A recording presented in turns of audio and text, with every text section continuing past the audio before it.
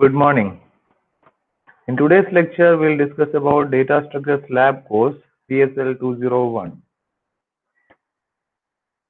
Data Structures Lab will be implementing most of the data structures which we'll be discussing or learning in the data structures theory subject.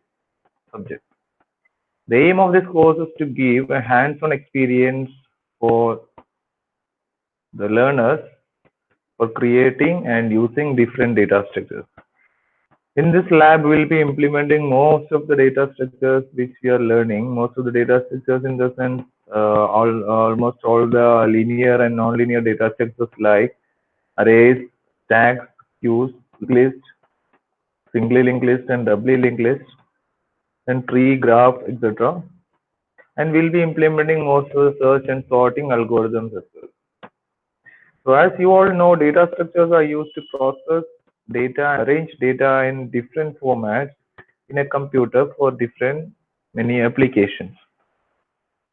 So in each of the application or in each of the situation, the data may be arranged in different order or stored in different order so that the data can be accessed or processed efficiently. So for the efficient use of the data, it is the implementer's decision to use which data structure or to implement which data structure. That is going to help you in the efficient use of computer system as well as the resources in the system.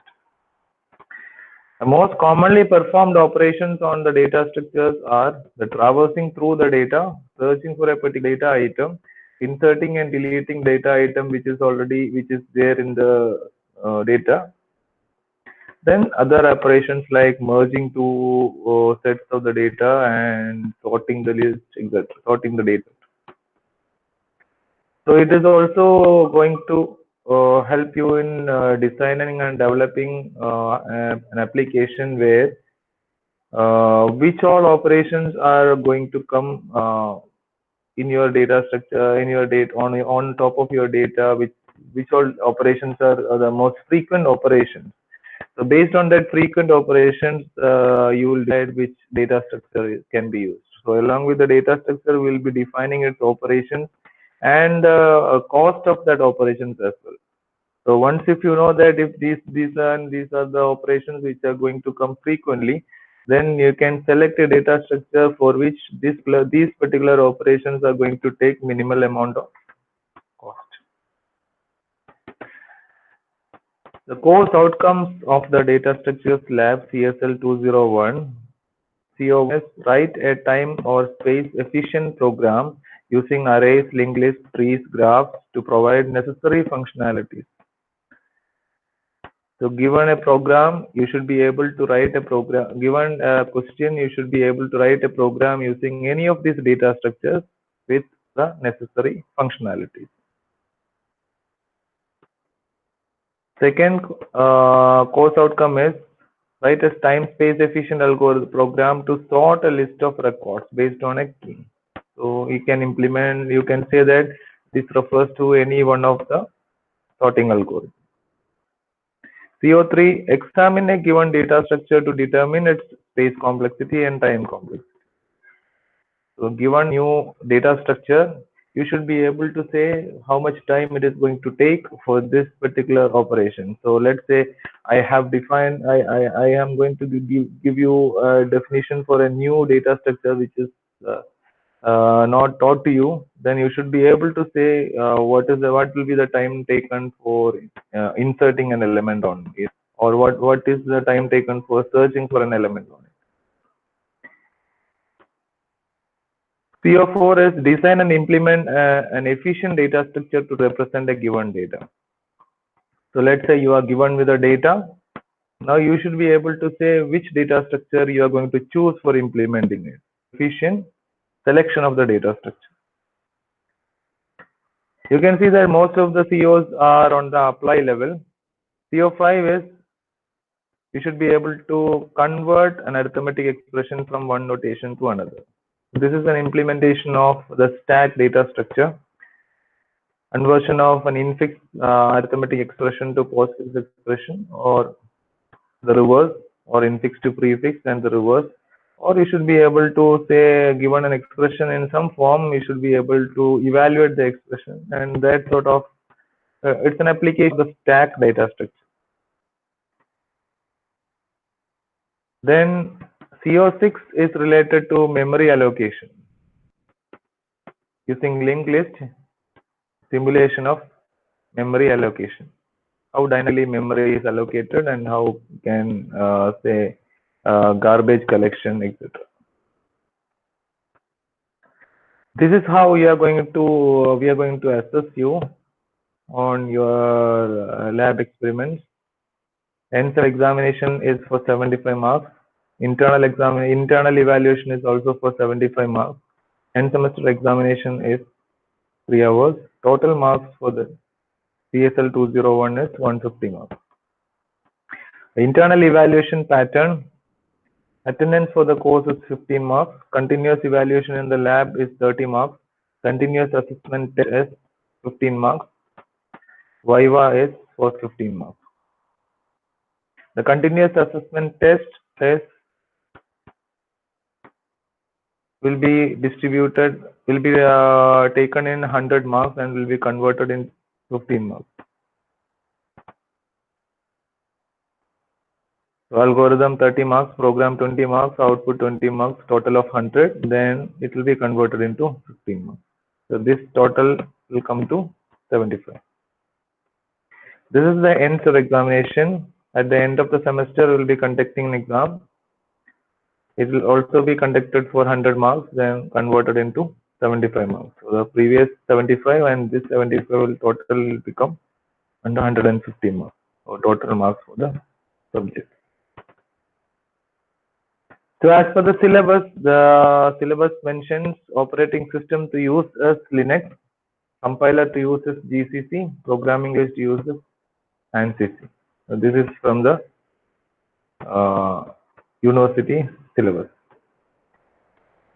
So as part of this lab, you should keep a fair record. The fair record should be produced in the end semester examination. Every experiment should be noted in the fair record. See, this is the structure that is mentioned in the syllabus for writing the fair lab record.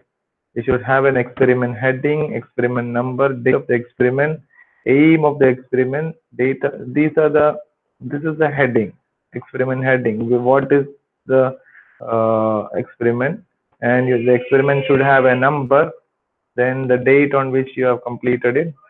Then these are the other headings of the experiment. Aim of the experiment is to implement some data structure, and the data structures used and operations performed on them. Then details of the experiment, including the algorithm and result of it. All these will go as heading, and below that you should write correct. For example, data structures used and operations means you should say array is the data structures used and these are the operations that I am going to perform on them. Or stack is the data structure used and these are the operations. The left-hand page should contain a printout of the code used for the experiment and the sample output obtained from the set of input. So this is written on the right-hand side and this is the left-hand. So instead of printout, you can write handwritten also, it's okay. Now let's see our first cycle of experiment.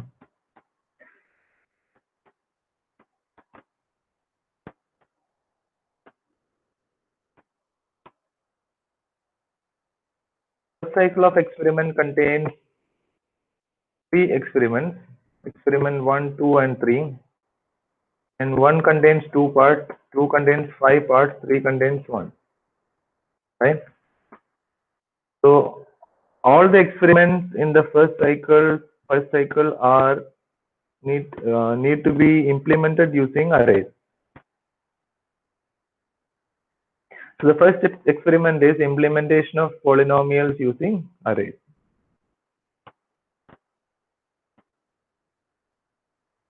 So you should be able to implement a polynomial, something like ax square plus bx plus c, using arrays. This we have already discussed in our theory class. So you should be able to create a structure in which structure of term and the polynomial should be represented as a collection of one or an array of these terms.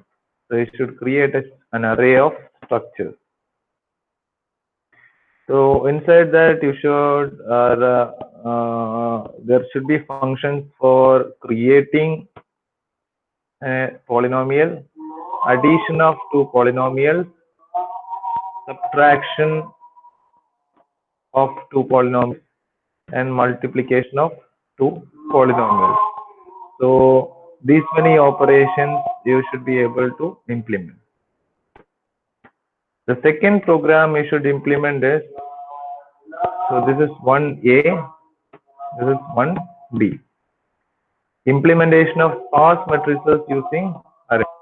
This also need to be implemented as array of structures. So you should create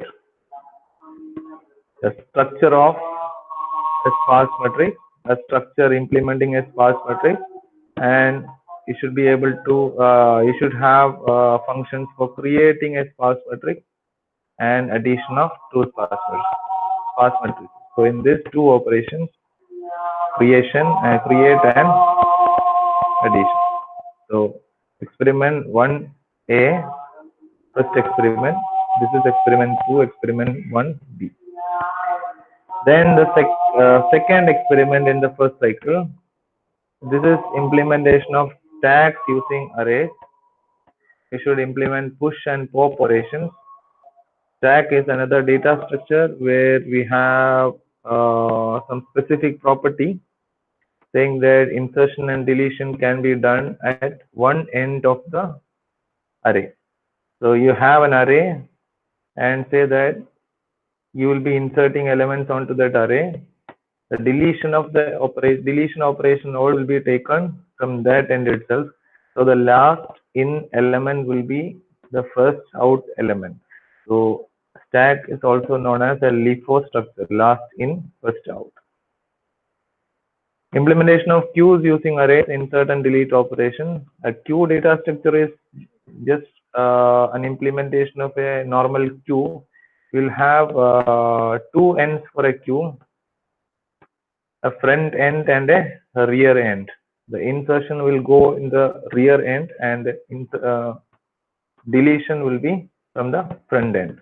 So you'll have array and you will be having two pointers to that array, which one will be pointing to the front end and the other will be pointing to the rear end. Now you implement insert and delete operation. Implementation of priority queues. This is something added along with some properties added along with the normal queue data structure. A priority key also, priority value is also added along with each of the elements. Here also we'll have to implement insert and delete operation. Implementation of D queues, double-ended queues. That is the fourth experiment. Implementation of circular queues. That is the fifth experiment. So 2A, 2B, 2C, 2D, and 2E. In experiment 2, you have 5 experiments to complete. In the first experiment, you have to implement insert and delete operation itself, but we'll say in the case of stack, it is push and pop operation. For all the other, you'll have to implement insert and delete operation. The third experiment is an application problem using stack, which is the conversion of an expression from one notation to another.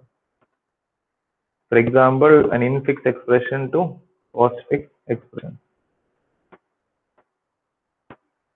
So in the theory class, we'll be looking at all these all these algorithms. Then the things will be easy for you.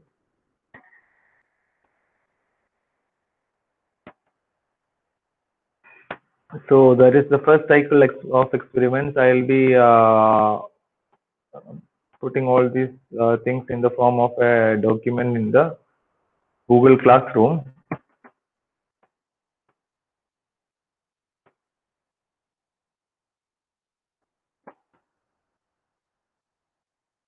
Let's say, yeah. This is our Google Classroom page for data structures lab. I have already added you all to this. Those who have not joined this class, you join. I will put today's video lecture. This video also I will put in this. Those all of you.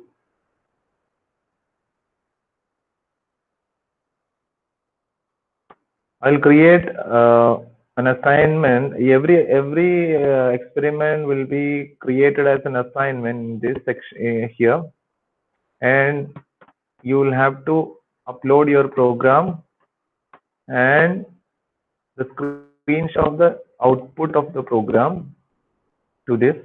So along with every question or every problem, this is polynomial representation using arrays. So along with this is the first experiment. So I'll put 1A. So on top of this,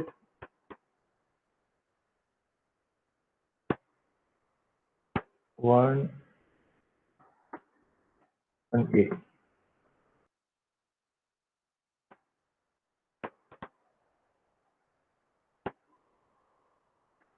So like that, 1B, 2A, 2 etc. experiments will be there. Just below this, you will see that you will have a link for uploading your program and output. So below this, I'll create an assignment. Assignment. So in this assignment, there will be due date. Due date and time will be there. Then topic is this. Once I create this, you will be able to upload your. So what I'm trying to say is you will have to upload your program and screenshot of the output. The program should be named as, the name of the program should be